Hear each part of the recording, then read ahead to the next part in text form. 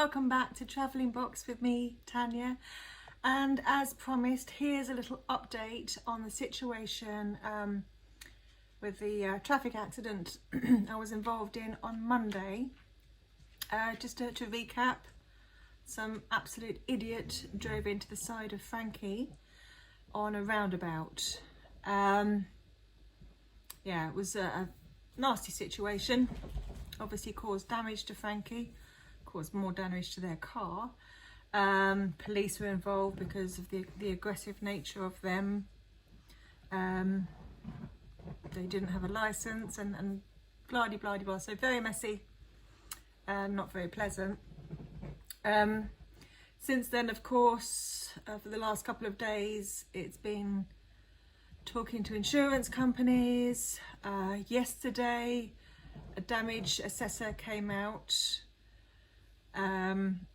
to assess the damage to Frankie and look over my car, checking things like my car tyre treads and stuff like that to see obviously whether everything's road legal.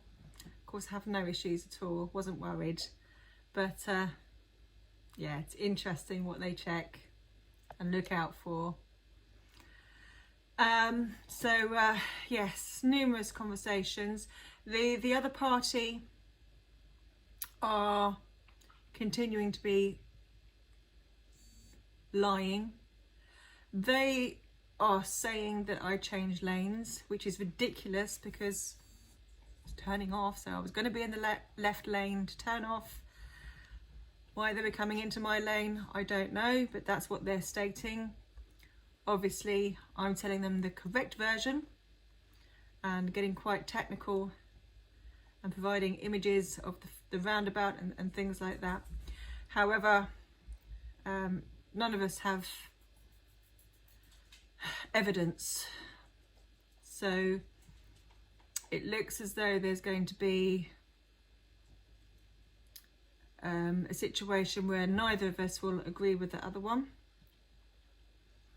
And in that case, on a roundabout, more often than not, without collaborating evidence or eyewitness accounts or CCTV, which there is none, it ends up being a knock-for-knock situation, which is really horrible, isn't it?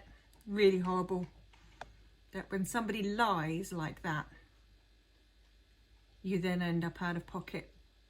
Ugh. Anyway. Karma will come, if it hasn't already, with his not having a non-valid license. Yes, so obviously in this week I've been very worried about Frankie and the situation she's been left in. So today's the first dry day since we got home on Monday, where literally every day we've had hail, lapping rain. It's been horrible thinking of that exposed area of wood, etc. on the side of Frankie, and I've been really worried. The damage assessor did go over her with the damp meter yesterday and actually was thoroughly impressed with her, saying that she's remarkably dry, especially for her age. But you know, most readings were coming out at 0.8. The area at the front where the most damage was to the wood was reading higher. So that's a concern. So yeah, today I've taken the day off of work, looking at the weather forecast, knowing that today is going to be probably the only dry day in a very long time. And we've done a bit of a budget temporary repair on her side that should protect that wood, keep the rain off, keep her dry, and actually doesn't look as horrible as it did. Certainly it doesn't draw the eye to it anymore. So yeah, here's what we did. So to recap, this is the damage that we started with. Yeah, you can see the point of impact there where some of that wood has been crushed in and not looking terribly clever. The cover of the water inlet has been snapped off. The cascade heater vent has been pushed in somewhat, which was slightly concerning. You can see the condition of the wood here is not too bad. It's still good solid wood, but the entire bottom trim has been pulled away, and so has a bit of the spat cover been snapped off. And with the trim being pulled away, some of that aluminium siding has been ripped along as well. You can see that the car was red, can't you? Very clearly. Yes, they've got a nice paint job on their hands there. Good. So yeah, all in all, very concerning.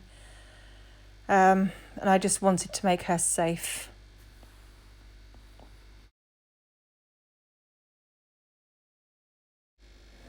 So to start the process, we hammered in any sticking out nails and pulled out some of the aluminium side that had been crushed in, and generally a bit of a clean up to make the surface clean and dry and suitable for our little band-aid. The next step was to apply a multi-surface, all-weather, waterproof adhesive to all of the wood, and then start sticking sticky back plastic in multiple layers, going up and tucking it under the aluminium siding to protect all of that exposed wood, and going up again in layers and layers, tapping down the aluminium before then applying a top layer, tucking it underneath and staple gunning it to the underside of the caravan so that it wouldn't come adrift from the bottom. And that has created quite a tight waterproof seal, which will protect the side of the caravan, protect that split aluminium and all of that exposed wood. Then on removing the heater vent panel, I could see that is still in really good condition and has been unaffected, so it literally is just a new cover that's needed.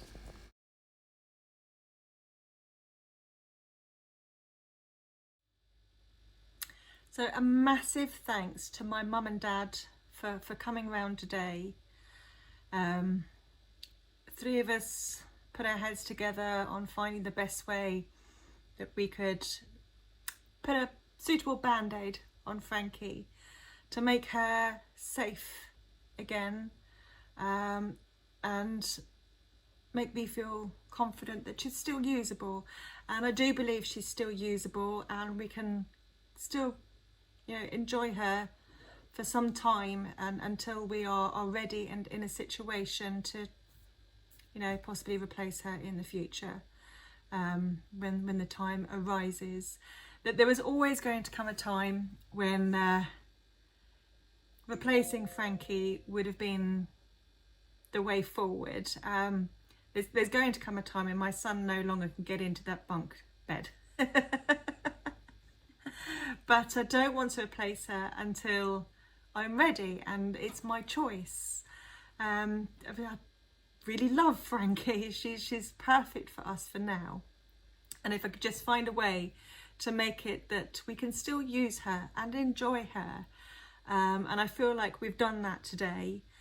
Depending on the outcome of the insurance, if it does end up being knock for knock, then I shall simply buy a new spat cover, replace the heater outlet cover, replace the water inlet cover, and just live with her and enjoy her as she is. So we can still have our holidays. She's exactly the same inside. When I step out of the door, I won't be able to see it.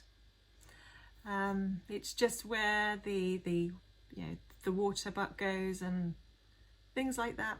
So I just won't look there very often. And we can still have our holidays. So yeah, whatever will be, will be. Obviously I'm hoping that the other party finds some honesty and pay out for a repair.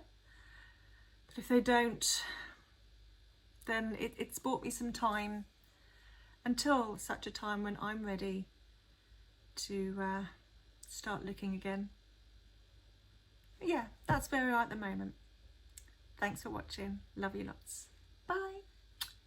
Oh, before I do anything, I do have another massive thank you to say to everyone who commented, who has messaged me on YouTube, Facebook, Twitter. Thank you so much. There's been some wonderfully kind words said, some offers of help.